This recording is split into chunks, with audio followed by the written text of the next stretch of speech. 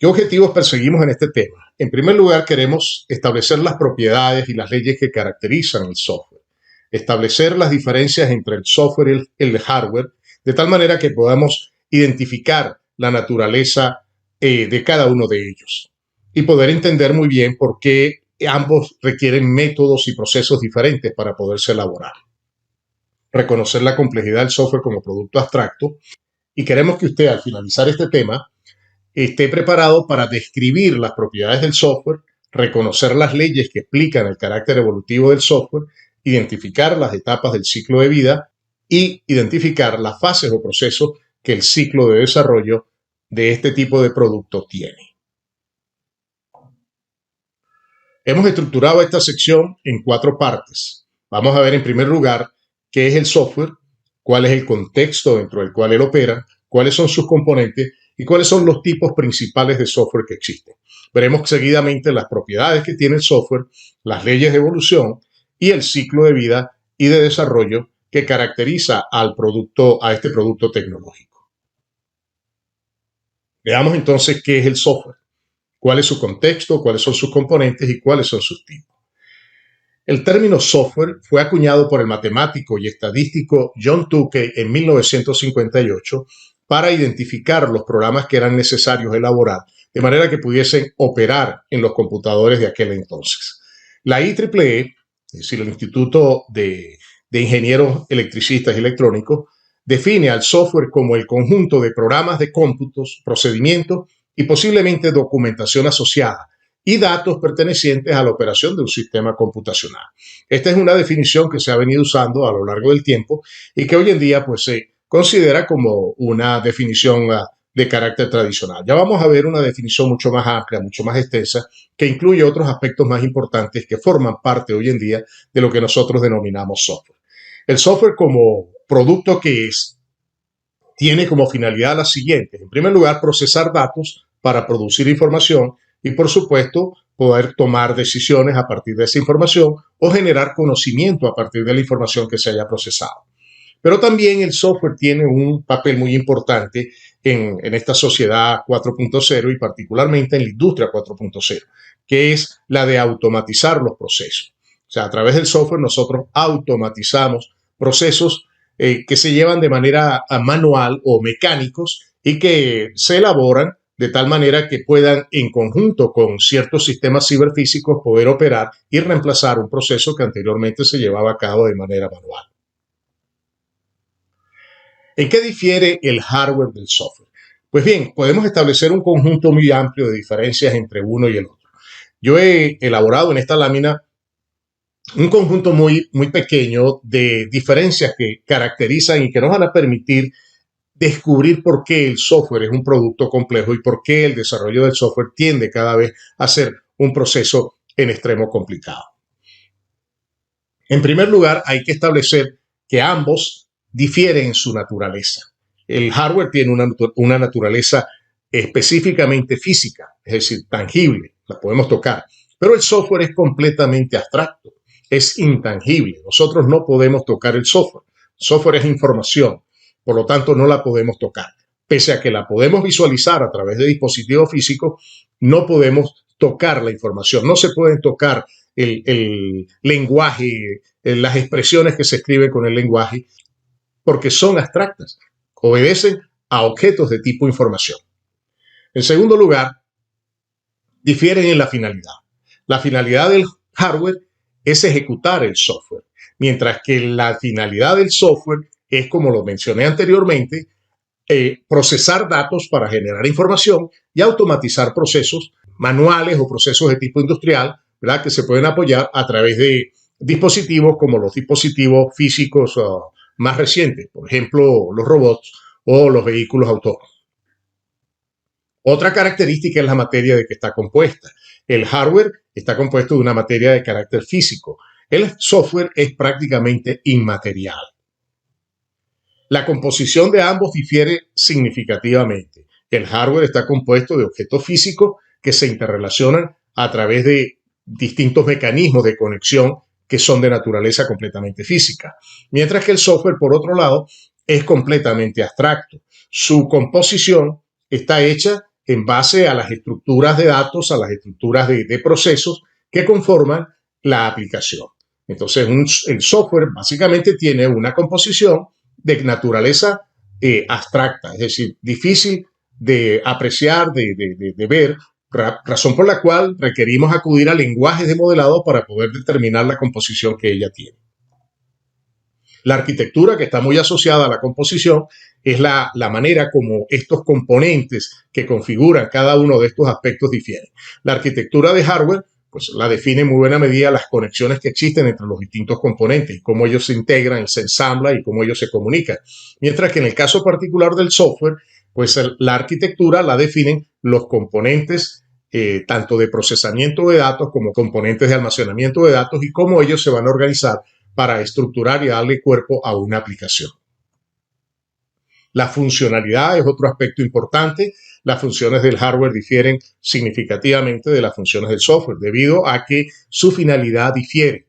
Es decir, la funcionalidad del hardware, como lo mencioné anteriormente, es ejecutar programas de computación, mientras que la funcionalidad del software es procesar datos para convertirlos en información útil para la toma de decisiones y automatizar procesos que tienen una naturaleza manual. El comportamiento también difiere, es muy distinto el comportamiento del hardware al del comportamiento del software. Si bien el uso está asociado a la unión del hardware y el software, es decir, al dispositivo que ellos conforman, internamente cada uno de ellos tiene un uso distinto que se une para poder proporcionar una utilidad a quien haga uso de ese tipo de dispositivos formados por hardware o software, aquello que nosotros denominamos sistema computacional. Otro aspecto bien interesante y que marca una diferencia importante son los métodos de producción. Producir hardware es completamente diferente a la producción del software. Ya vamos a ver en este curso cuáles son los métodos que nosotros empleamos para desarrollar software y aquellos que hayan tenido la oportunidad de tomar cursos como arquitectura de computadores podrán fácilmente entender la diferencia que existe en la producción del hardware comparado con la producción del software. Ambos son complejos. O sea, la complejidad es una característica, una propiedad que tiene un sistema que está determinado en muy buena medida por el número de elementos que participan en él. Cuando observamos el hardware, podemos notar que está conformado por un conjunto de piezas muy disímiles, completamente diferentes, que se unen y que interactúan entre sí para dar forma, para darle cuerpo, para darle estructura, para darle funcionalidad al sistema. Algo similar ocurre con el software. El software es complejo, pero esta complejidad viene asociada también a un aspecto muy importante que es la naturaleza abstracta. El hecho de que el software sea abstracto hace que el sistema sea bastante complejo porque es difícil visualizarlo, es difícil describirlo y describir cómo él interactúa, cómo un componente de software interactúa con otro componente de software cuando no lo podemos visualizar directamente. El espacio que requieren obviamente marca una diferencia muy importante. El hardware como objeto físico, como producto de naturaleza física, pues requiere un espacio físico y requiere ciertas propiedades del entorno para poder operar. El software, como todos sabemos, pues consume muy poco espacio. Es decir, un sistema operativo cabe perfectamente en un pendrive o incluso en un celular. El costo es otro aspecto importante. Inicialmente el costo del hardware era sumamente elevado comparado con el costo del software. Esta diferencia se ha invertido. Hoy en día el software tiende a ser un producto mucho más costoso que el hardware. Bueno, y así como estas pueden haber otras propiedades más que podemos ir estableciendo cuando comparamos lo que es el hardware con el software. El contexto o ambiente del software es una propiedad bien interesante porque todo como producto como producto sistema abierto que es, necesita un ambiente donde él pueda operar y necesita también un ambiente donde se pueda desarrollar. Ese contexto está formado esencialmente por dos elementos importantes. En primer lugar, el ambiente está determinado por el dominio de aplicación. Todo sistema de software tiene un dominio de aplicación o un conjunto, en todo caso, de dominios de aplicación, que es donde ese producto se va a utilizar. Y en ese mismo dominio hay un conjunto de usuarios, ¿verdad?, que van a utilizar ese sistema para poder llevar a cabo actividades que les son propias a su actividad profesional, educativa, familiar, etc. Ese ambiente pues lo dividimos en dos. Un ambiente de desarrollo por un lado, que está formado por la plataforma y la infraestructura necesaria para poder desarrollar el producto, y por supuesto por un conjunto de profesionales, de especialistas que hemos denominado desarrolladores, y que muchos de ellos serán ingenieros de software, que se encargan del desarrollo de la aplicación durante las etapas correspondientes del ciclo de vida de ese producto. Por otro lado está el ambiente de operación. Una vez que la aplicación se ha desarrollado y transita de su etapa de desarrollo a la etapa de operación y uso, entramos entonces en un ambiente muy distinto, que es el ambiente donde va a operar. En ese ambiente hay una plataforma y una infraestructura de operación normalmente diferente a la plataforma de infraestructura de desarrollo, y hay un conjunto de personas que le dan soporte a ese producto y le dan mantenimiento también para irlo adecuando a las características que impone el dominio de aplicación, es decir, el entorno donde ese producto opera. Veamos entonces los componentes que tiene el software. Además del código, tanto fuente como código de objeto, el software tiene asociado un conjunto de algoritmos que resultan del proceso de diseño durante el ciclo de desarrollo. Esos algoritmos son los que definen lo que se codifica y hay que considerarlos como parte de ello porque es parte del proceso mismo y parte del ciclo de desarrollo. Entonces el software como producto de un ciclo de desarrollo va produciendo a lo largo de ese camino distintos productos que al final van a formar parte del conjunto software como un todo. Además de los algoritmos y del código fuente y código objeto, están los manuales, que le permiten a los usuarios entender cómo el sistema funciona y describir cuál es su funcionalidad y determinar cómo debe ser utilizada esa aplicación o ese sistema de software. También está el manual de sistema, que es necesario para poder darle mantenimiento al sistema. Por otro lado, durante el ciclo de desarrollo se van a generar o se van a producir una serie de modelos que son fundamentales para el desarrollo del producto, pero que también van a ser necesarios para poder darle mantenimiento apropiado al sistema. Esos modelos son, en primer lugar, el modelo del dominio de la aplicación, que explica el entorno donde la aplicación va a operar y cuáles son las necesidades que la aplicación o el sistema de software debe satisfacer y que en buena medida pues, son determinados por los usuarios del sistema. Está también el modelo de requisitos que explica lo que el sistema debe hacer para satisfacer las necesidades de los usuarios. Luego están el modelo o los modelos de diseño arquitectónico que determinan la estructura que debe tener el sistema de software. Y finalmente está el modelo de diseño detallado. Adicionalmente a los modelos hay un conjunto de especificaciones técnicas, ya mucho más precisas, que describen en buena medida, de manera formal, los requisitos que debe cumplir la aplicación y que son necesarios para llevar a cabo las actividades de prueba. Luego están las especificaciones de diseño y, por supuesto, las especificaciones de prueba que dicen cómo los distintos componentes que integran un producto de software o un sistema de software deben probarse para asegurar que ellos cumplen los requisitos que se han establecido en la especificación de requisitos y en el modelo de requisitos. Y, por supuesto, el software tiene también un conjunto de datos asociados, es decir, los conjuntos de datos iniciales para poder ponerlo en operación y luego cuando ese sistema entre en operación y empiece a funcionar, pues además de los componentes que acabo de mencionar, pues está el conjunto de datos que se almacenan en dispositivos de almacenamiento de datos como las bases de datos o los archivos. El software tiene hoy en día una característica muy importante. Se define como un producto por un lado, como lo pudimos ver anteriormente, pero también se define como un servicio. Cada vez más, con los mecanismos que existen ahorita y con las tecnologías de computación en la nube, hablamos ya no de un producto como tal, sino de servicios que el software presta. Entonces, en este sentido, el software también puede ser considerado como un servicio. Y vemos que ya existe asociado a la computación en la nube y a la nube como un mecanismo o una tecnología que facilita el acceso a las aplicaciones, vemos distintas maneras de considerar el software. Lo podemos ver como un servicio que se presta, es decir, una aplicación presta un servicio en la nube a un conjunto de usuarios y los usuarios pues pagan por ese servicio que se presta a través de la nube. También está la plataforma como servicio que describe el conjunto de aplicaciones que se necesita para que las aplicaciones puedan operar. Y esa plataforma como servicio también se ubica dentro de la nube y se considera un servicio que puede ser entonces adquirido o contratado por los desarrolladores o por los administradores de sistemas para poder desarrollar y poder operar aplicaciones.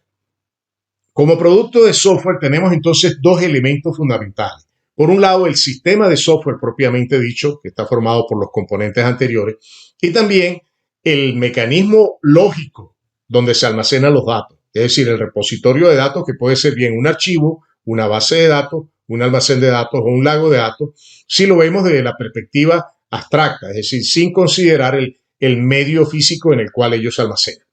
El sistema de software siempre está compuesto o está integrado, o está formado por un conjunto de componentes arquitectónicos que definen la estructura del sistema y que la denominamos como tal, una vez integrado, ensamblado por estos componentes, la arquitectura del sistema. Veamos entonces un aspecto muy importante del software, que son la tipología, es decir, la taxonomía. Hay diferentes taxonomías para clasificar el software, pero a lo largo del tiempo, la que ha prelado y la que se considera como la más utilizada o la que describe con mayor propiedad en términos muy generales los tipos de sistemas de software o tipos de productos de software, es la siguiente. Por un lado está el software del sistema, que es el software necesario para que un sistema computacional pueda operar. Y en este sentido, pues nos ubicamos el sistema operativo, los compiladores y todo el conjunto de utilitarios necesarios para que un computador pueda operar. Por otro lado está el software de desarrollo, es decir, toda aquella plataforma necesaria para que las aplicaciones puedan desarrollarse. Y finalmente están las aplicaciones, que son todos aquellos productos de software que están orientados a atender las necesidades de un determinado dominio de aplicación. Vamos a ver ahora las propiedades más específicas que tiene el software. En primer lugar, el software es un producto del intelecto humano, es decir, es un sistema construido por el hombre y producto de ese intelecto humano que tiene una característica muy importante, es abstracto. Y por ser abstracto, es imposible de verlo, es imposible de tocarlo, pero sabemos que existe y lo representamos de alguna u otra manera a través de medios visuales que nos permiten representarlo y poderlo apreciar o visualizarlo. Pero esa naturaleza abstracta va a determinar en buena medida la complejidad del proceso de desarrollo de software, por cuanto es muy difícil poder representar el software si no tiene una naturaleza física. Entonces tenemos que acudir a mecanismos abstractos, es decir, a los lenguajes de modelado que nos permitan representar los diferentes aspectos de un sistema de software o de una aplicación. En otras palabras, poder diseñar su arquitectura y poder establecer cuáles son los componentes de ese sistema y cómo ellos se relacionan entre sí. Esta naturaleza abstracta determina también complejidad. El sistema es complejo y en la medida que el sistema crezca en tamaño, más complejo tiende a ser por la cantidad de elementos que están interactuando entre sí. Entonces, esta complejidad tiene que ver en muy buena medida con el carácter abstracto del sistema, con los lenguajes que se emplean, con la misma plataforma que se utiliza para poderlos desarrollar. El software tiene una propiedad bien importante, es que no se deteriora, no se desgasta físicamente con el tiempo. Es decir, el mismo sistema puede correr hoy y puede correr en 4 o 5 años si la plataforma y la infraestructura para la cual se construyó no varía. Tiene también propiedades estáticas y propiedades dinámicas. Propiedades estáticas que determinan cómo los sistemas se ensamblan entre sí y propiedades dinámicas que determinan cuál es el comportamiento del sistema, es decir, cómo el sistema reacciona ante un evento externo que activa la funcionalidad del sistema. Otra propiedad importante es que tiene una estructura modificable. Es decir, la arquitectura que tiene el sistema la podemos modificar por una razón básica, porque el sistema es abstracto, ¿verdad? Y podemos a través de los lenguajes de programación codificar e ir agregando, ir modificando esa estructura. Pero ese cambio estructural tiene sus problemas. Y es que las modificaciones continuas que se le hagan al software, una vez que el software esté operando, ocasionan, en la medida que avanzan y se van haciendo más modificaciones, una pérdida de la confiabilidad del sistema. Por otro lado, el mantenimiento es complejo y va a ser más complejo si el diseño o el proceso de desarrollo no fue debidamente documentado. Por eso es que insisto en que un componente muy importante del software son los modelos que se elaboran durante su desarrollo, porque esos modelos determinan cuál es la estructura, la funcionalidad, el comportamiento del sistema, y esa estructura, funcionalidad y comportamiento es fundamental para poder entender el sistema y poder darle mantenimiento al mismo una vez que el sistema se encuentra en operación. Decimos que el sistema se desarrolla, que no se construye, o sea, no se construye físicamente porque, bueno, no es un objeto físico. Entonces preferimos usar el término de desarrollo al término de construcción. Y finalmente, una propiedad supremamente importante del software es que el software evoluciona. Si el software va evolucionando, bien porque le hacemos cambios a su estructura o vamos modificando distintos aspectos, distintos componentes del sistema, o bien porque creamos nuevas versiones del sistema y vamos mejorando continuamente en la medida que avanza el tiempo. Entonces, esta propiedad de evolución del sistema es muy importante y tiene muchísimo que ver con la estructura modificable y con el carácter abstracto que tiene el software. Veamos entonces las leyes que caracterizan al software y que en buena medida determinan por qué el software es evolutivo.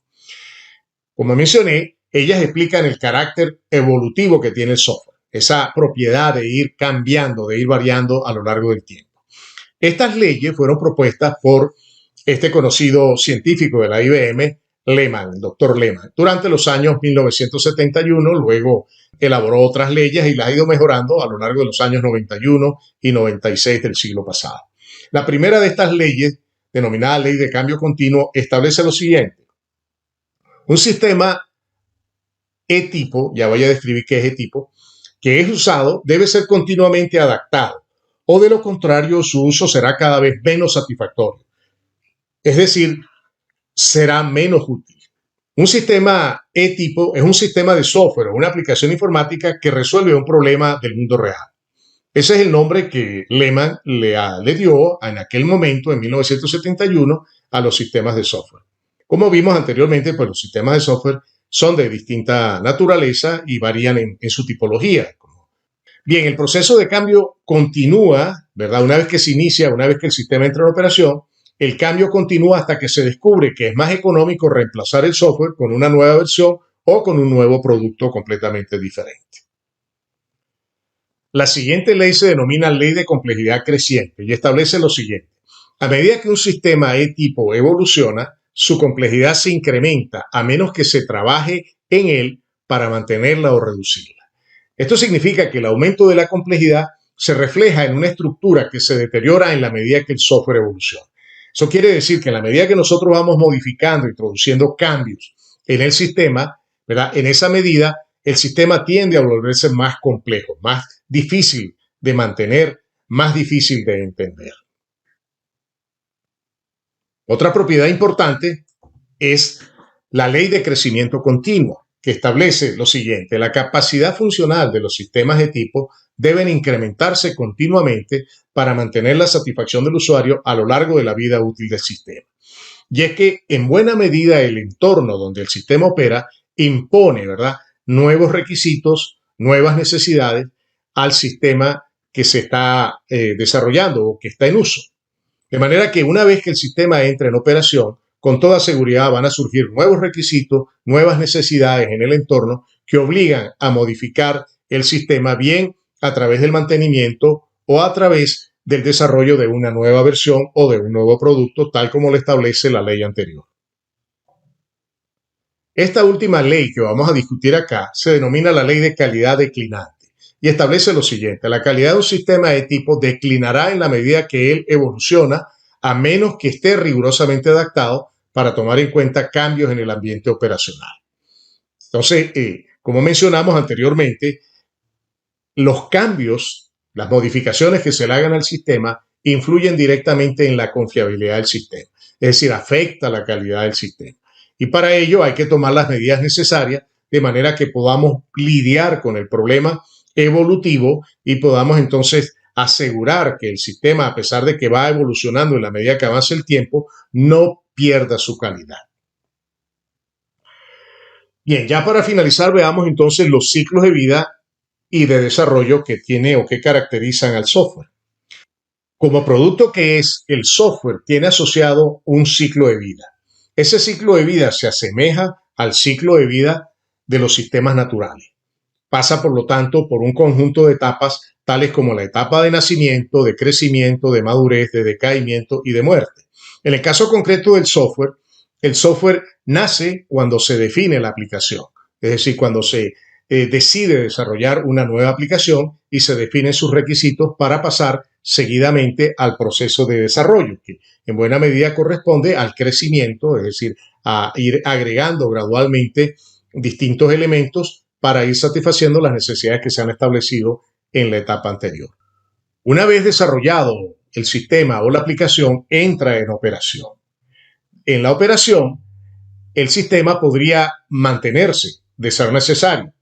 Y como dijimos anteriormente, como producto de una de las leyes anteriores, en la medida que le hagamos mantenimiento al sistema, en esa medida su confiabilidad se va a deteriorar. Es decir, la calidad va a ir perdiendo gradualmente a menos que tomemos medidas fuertes para poder evitar la pérdida de confiabilidad. Cuando el sistema ya deja de ser útil porque el entorno cambió o porque no puede satisfacer los requisitos que se establecieron al inicio del sistema, tenemos que tomar la decisión de disponer del sistema. En este caso decidimos reemplazar el sistema por una nueva versión o por un nuevo producto, lo cual nos lleva entonces a repetir este ciclo de vida para ese nuevo producto o para esa nueva versión.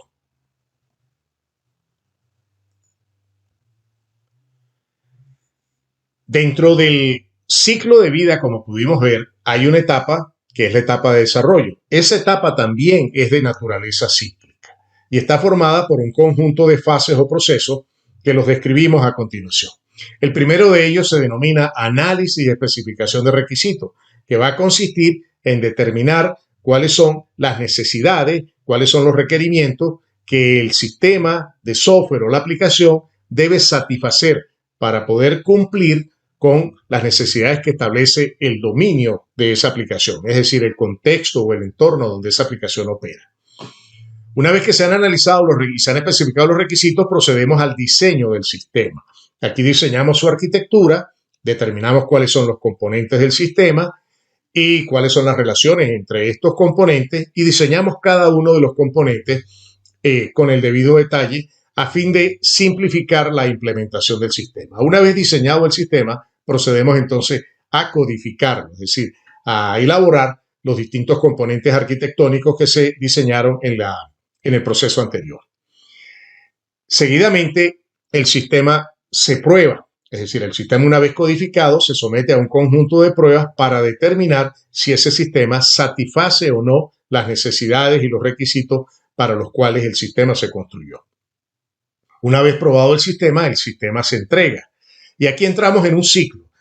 En el ciclo que tiene muchísimo que ver con el mantenimiento. Una vez que el sistema se entrega, entra en operación y puede ocurrir que debamos repetir este proceso, este ciclo, para poder incorporar un nuevo requisito durante el mantenimiento o un nuevo requisito incluso durante el desarrollo. Como veremos más adelante, este ciclo de desarrollo es fundamental porque determina en muy buena medida los diferentes enfoques que existen para desarrollar software. Ya vamos a ver más adelante que este ciclo de vida determina en muy buena medida los distintos enfoques que se siguen para desarrollar software y por lo tanto determinan también las características de la naturaleza de los métodos de desarrollo de software. Algunos de estos enfoques van a ser enfoques completamente secuenciales, otros van a ser completamente iterativos, como el que estamos mencionando acá, y otros van a producir ciertas fases de interacción, no necesariamente circular, sino que giran en ambos sentidos. Por ejemplo, podríamos diseñar el sistema y durante el diseño del sistema podrían ocurrir nuevos requisitos que nos obligan a retroceder para poder captar esos requisitos y luego revisar el diseño y avanzar en ese proceso tal cual como se refleja en esta lámina. Cada uno de estos procesos o etapas del ciclo de desarrollo se describen a través de diferentes técnicas de modelado. En este curso en particular, nosotros vamos a usar la notación de Erickson y Penker para describir cada uno de los procesos del desarrollo de software. bien en los enfoques secuenciales que mencioné o bien en los enfoques iterativos. Esta notación, la notación de Erickson y Penker, es de muchísima utilidad porque describe con bastante precisión los procesos de cualquier naturaleza. En este caso particular, pues nos va a facilitar la descripción de los procesos de desarrollo. A modo de ejemplo, he colocado acá el proceso de análisis y especificación de requisitos descrito con esta notación, en la cual, como podemos observar en esta lámina, hemos incluido el objetivo que persigue esta etapa, que es la de establecer las necesidades del cliente o de los usuarios y especificarlas como requisitos que debe cumplir la aplicación. Se incluye también el conjunto de personas que participan en él. Por un lado, el líder del proyecto que controla la ejecución de este proceso, el analista que ejecuta las actividades de análisis y especificación de requisitos y los usuarios que ayudan al analista a especificar y analizar esos requisitos. Por otro lado, están un conjunto de reglas de negocio que en buena medida regulan la ejecución de este proceso, el plan de proyecto que determina cuáles son los tiempos, las actividades y los subprocesos que se deben seguir para poder analizar y especificar los requisitos de una aplicación. En la parte de abajo podemos observar, además del personal que participa, los recursos que se emplean, por ejemplo, la plataforma donde se desarrolla software, los modelos, métodos, técnicas que se emplean para especificar y analizar requisitos dentro del proceso de desarrollo y, por supuesto, la infraestructura física necesaria para poder desarrollar el sistema. Por otro lado, vemos que este proceso requiere un conjunto de entradas. Esas entradas pueden ser entradas de información, pueden ser recursos físicos como personal, recursos económicos, etc. En este caso particular, las entradas para el análisis de especificación de requisitos las podemos dividir en dos grandes grupos. Las necesidades de información de los interesados, que se van a transformar luego en requisitos, y la información sobre el contexto o el ambiente donde va a operar la aplicación. El producto de este proceso, es decir, una vez que se ejecuten las actividades internas de ese proceso, pues va a ser un documento de requisitos que describe en muy buena medida las necesidades que tienen los interesados y el contexto de la aplicación, es decir, dónde esa aplicación va a operar. Otro aspecto importante de la descripción que vamos a ver a lo largo de este curso es la descomposición de esos procesos. Este proceso de análisis y especificación de requisitos se descompone en un conjunto de subprocesos de una manera jerárquica, es decir, de una manera de arriba hacia abajo, que va a definir una estructura jerárquica de actividades. Veamos a continuación cómo se descompone el proceso o la etapa de análisis y especificación de requisitos del ciclo de vida. Esta etapa, por lo general, se divide en 4 grandes actividades: la identificación de los requisitos, el análisis de esos requisitos, su especificación formal y la validación de los requisitos. Y observemos cómo las entradas, ¿verdad?, van a ir uniéndose a los distintos subprocesos del proceso de análisis y especificación de requisitos. Aquí vemos cómo las necesidades de información de los interesados son utilizadas por la especificación de requisitos y el análisis de requisitos, al igual que la información sobre el contexto de operación de la aplicación. Vemos que el resultado de la ejecución de todos estos procesos va a ser entonces el documento de requisitos, que va a ser el producto de la unión del resultado de cada uno de los procesos anteriores, es decir, la identificación de los requisitos, análisis de requisitos, especificación de requisitos, que se unen para darle cuerpo a un documento de requisitos que en su etapa final es validado para asegurar que son realmente los requisitos que el cliente quiere. Bien, con esta explicación de la notación que vamos a usar para describir los procesos de desarrollo de software, finalizamos este primer tema. Nos queda ahora preguntarnos qué aprendimos en este tema. En este tema, como bien lo dijimos al comienzo, dimos una explicación de lo que es el software, sus propiedades y explicamos los ciclos de vida y desarrollo. Intentamos responder, ¿verdad?, qué es el software, o sea, describirlo como tal. ¿En qué se diferencia del hardware? ¿Cuál es su contexto o ambiente? ¿Cuáles son sus componentes? ¿Qué importancia tienen los modelos y las especificaciones del software? ¿Qué tipos o categorías de software existen y en qué difieren estos tipos? En función de las propiedades, intentamos responder esta pregunta: ¿qué propiedades tiene el software? ¿Qué implicaciones tiene la naturaleza abstracta del software? ¿Qué determina la complejidad del software? ¿Qué problemas ocasiona la modificación continua del software? qué componentes del software son esenciales para su mantenimiento y en qué consiste su evolución. En relación a los ciclos de vida y desarrollo, respondimos qué es el ciclo de vida del software, qué etapas lo conforman, qué es el ciclo de desarrollo, cómo se relaciona con el ciclo de vida, qué fases integran el ciclo de desarrollo y cómo se describen las fases o procesos del ciclo de desarrollo de software.